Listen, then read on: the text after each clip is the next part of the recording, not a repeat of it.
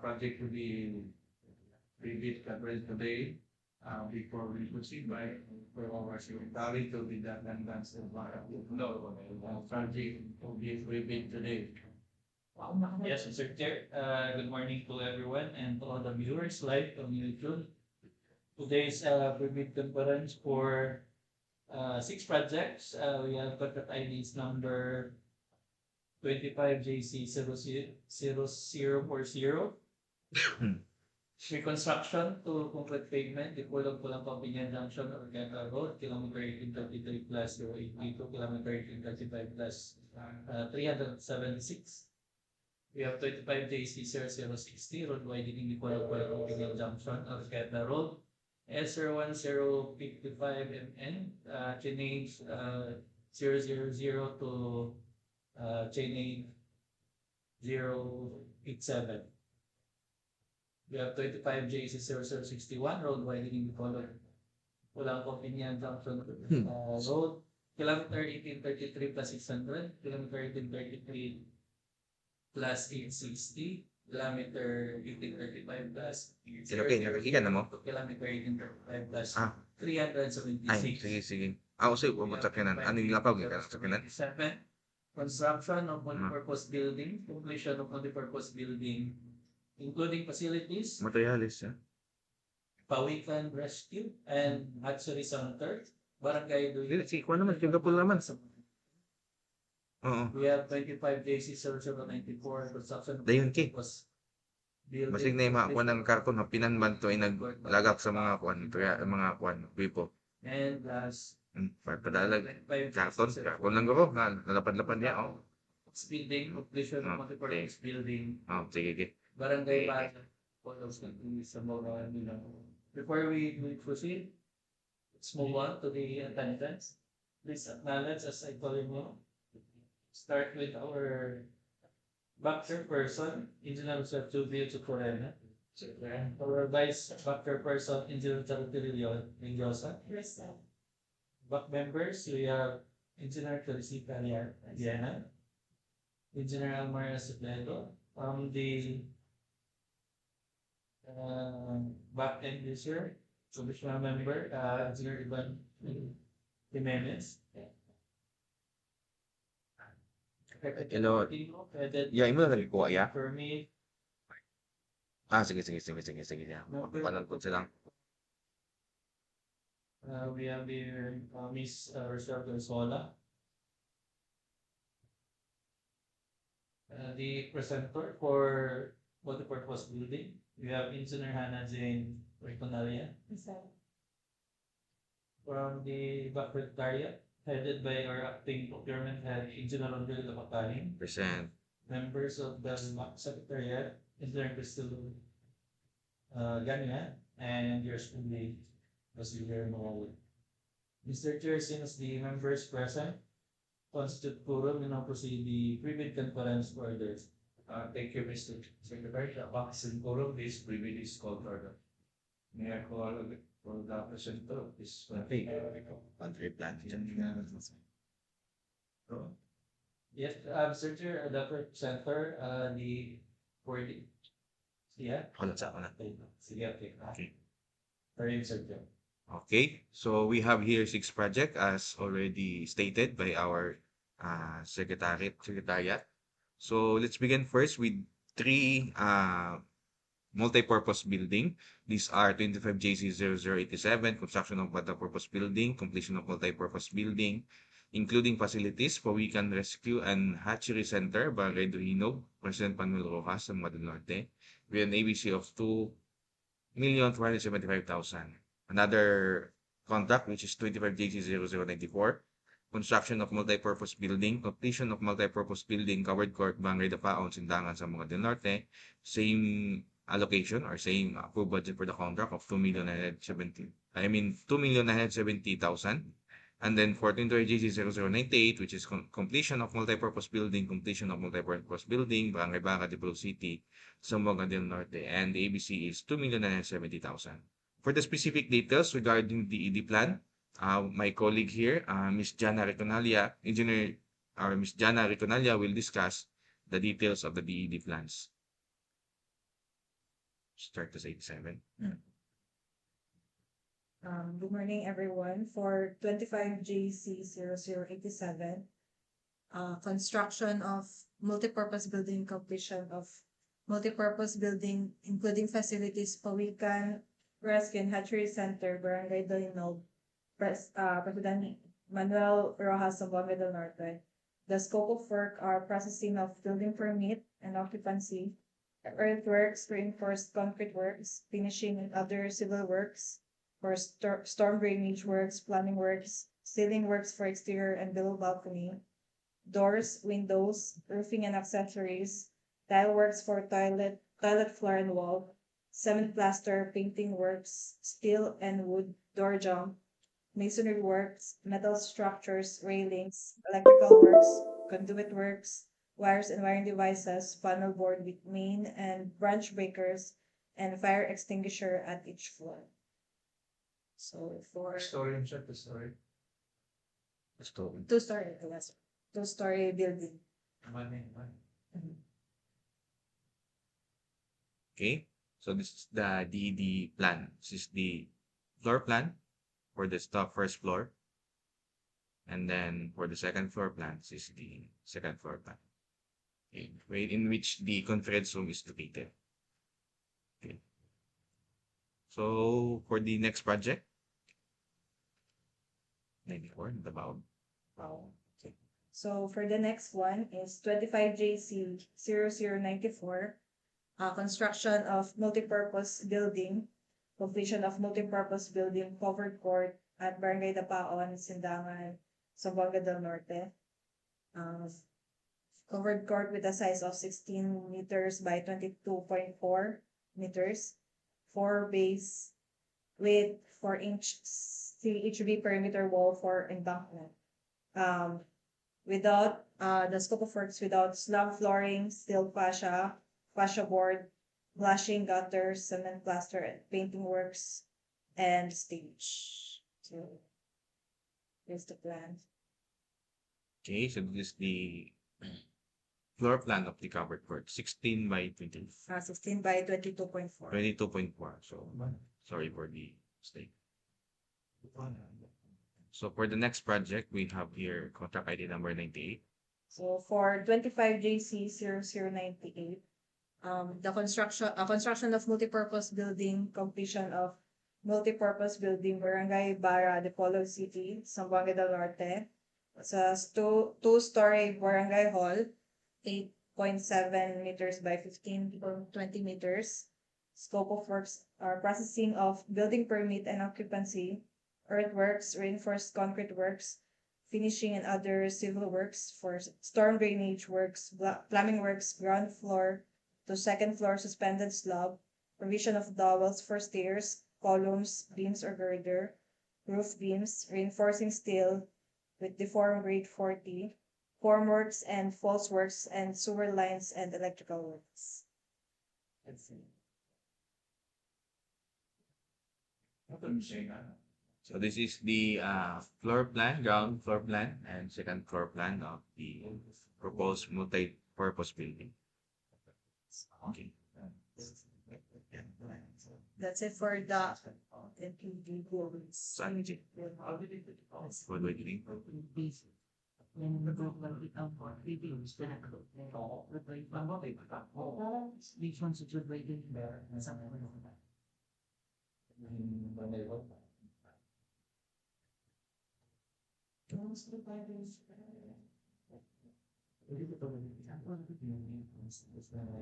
Okay, so for the next three projects, we have 25GC0040, reconstruction of concrete pavement, Dipolog Piñan Junction, Oroquieta Road, 1833-080 to 1835-376. And then it has an allocation of 45 million and 31,620. So the location is at Barangay Turno. So this is this project starts at the end of the previous release. Under contract with Good Hill Construction. So for the reconstruction, so this is the typical section of the reconstruction. Okay. So the width of the reconstruction is 3.35 minimum. And then the thickness is 280. And then for the item 200, the thickness is 300 mm. Okay. Another project, road widening, Dipolog, Polanco, Piñan, Junction Oroquieta Road. Chainage 00 to Chainage 87. So actually the location of this project is the frontage of the GRMSU campus. So it involves road widening. For the road widening,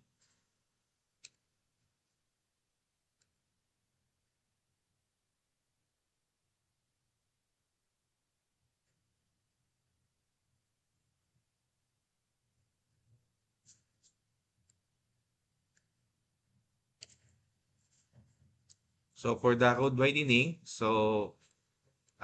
minimum length or width of the widened road is 3.35.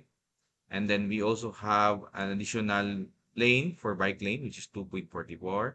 And then we have the curb and gutter with a width of 0.67 meters. And then for our drainage, in which the top slab serves as a sidewalk, the width of that is 1.5. Another provision on this project for contract ID number 60 is that there is a turnout in front of the GRMSU campus, which serves as a loading and unloading for the motorcycles and other type of vehicles, catering the GRMSU campus. Another project, which is road widening, Dipolog, Polanco, Piñan, Junction Oroquieta Road, 1833-600. So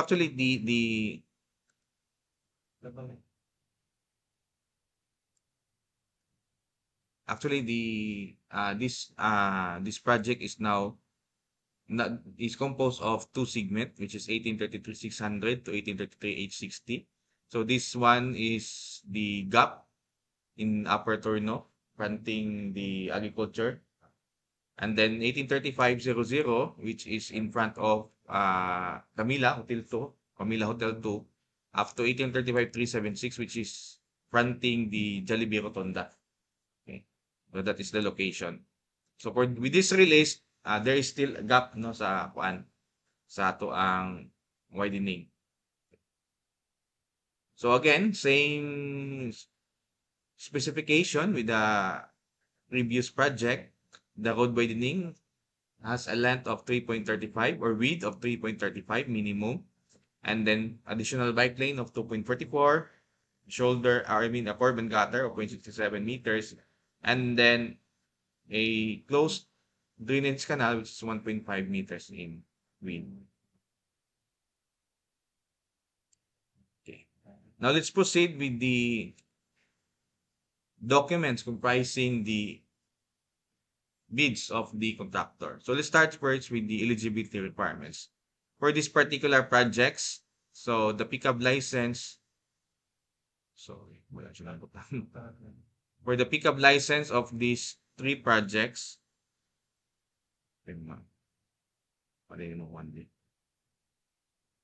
okay.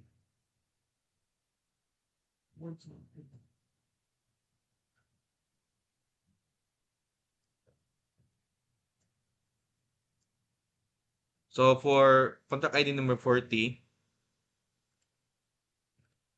the minimum pickup license must be medium A, or medium B, sorry.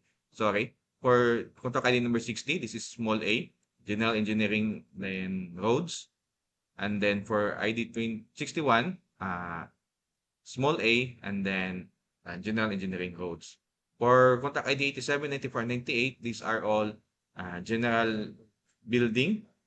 And then the required pickup license is small b. Now for the technical component envelope, these are the documents comprising the technical component envelope of the contractor.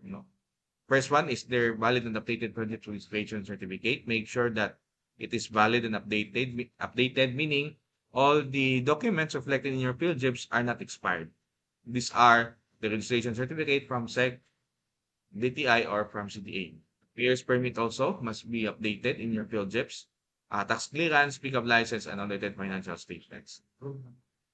Another document to be submitted by the bidder is their statement of prospective bidder of all its ongoing government and private contracts, including contracts awarded but not yet started.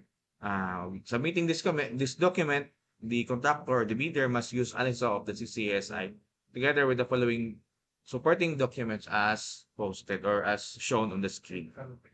Another document to be submitted by the bidder is their statement of bidder's single largest completed contract using form Annex N of the CCSI together with the following supporting documents as shown on the screen. Okay. For this particular project,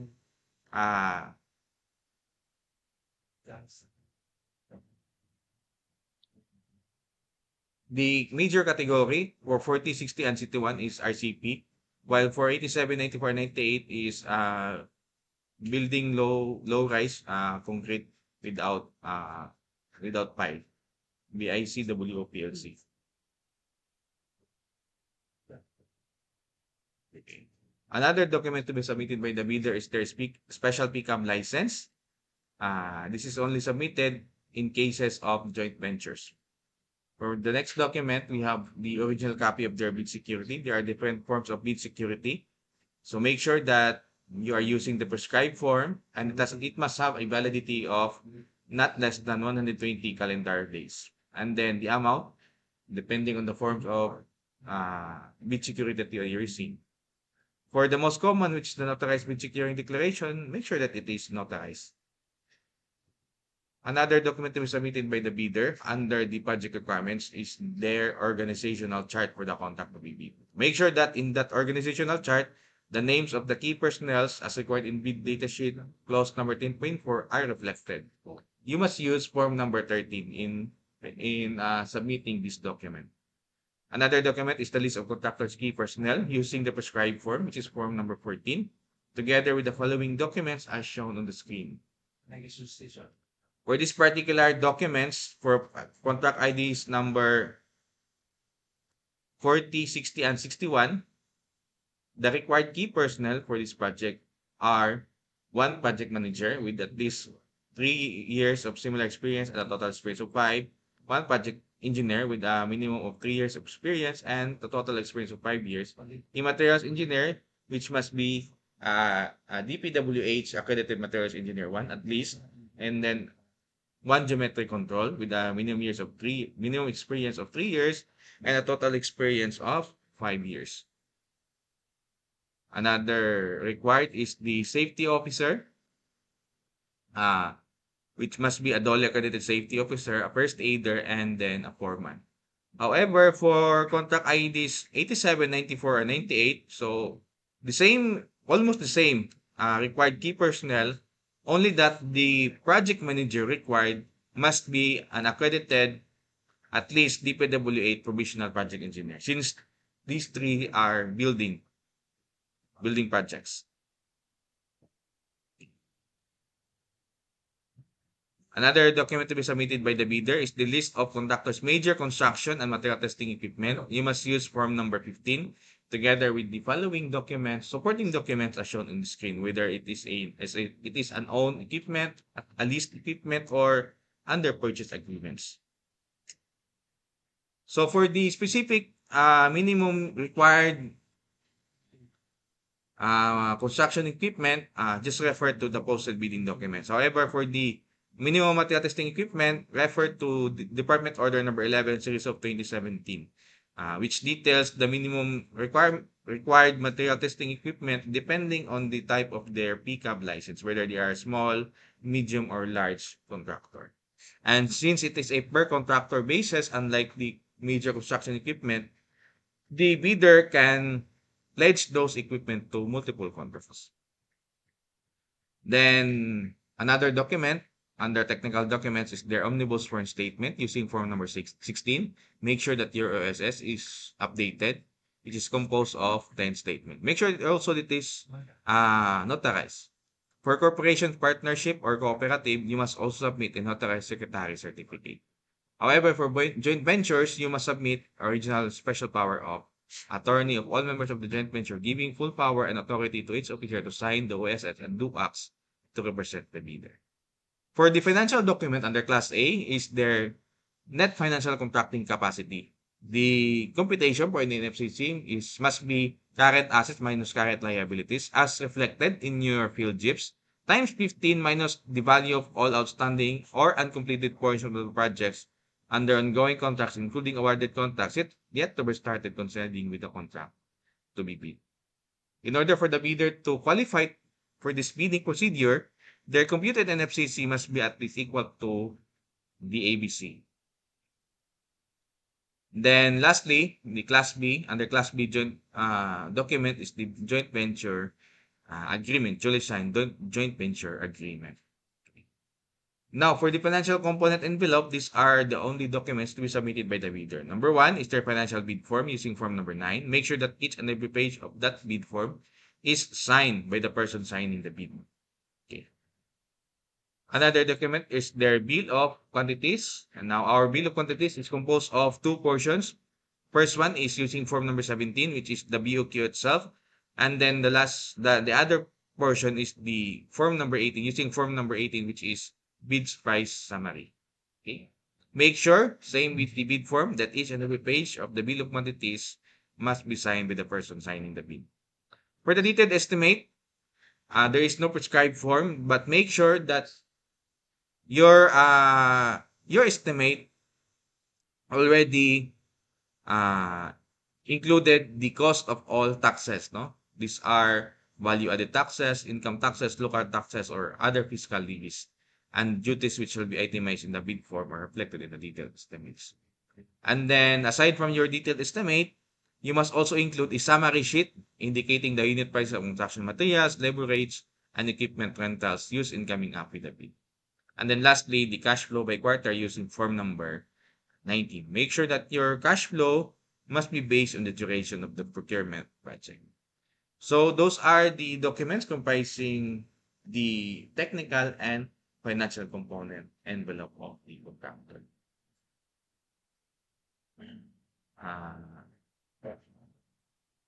I would be how much is price? Mr. Chair? Yeah.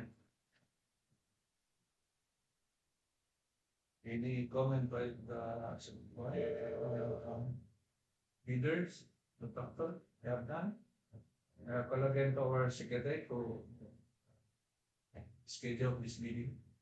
Yes, Mr. Chair, to interested bidder, the deadline of submission and receipt of bid, as well as the bid opening, will be on August 25, 2025 at exactly 10 in the morning here at Procurement Unit Office.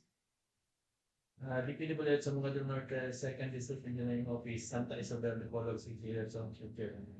Thank you, Mr. Secretary. Any motion for adjournment? Mr. Chair, please on the agenda for reopening campus or discuss a percent about the person is within the station position. Anjali's candidate, repeat this. Anjali. Thank you.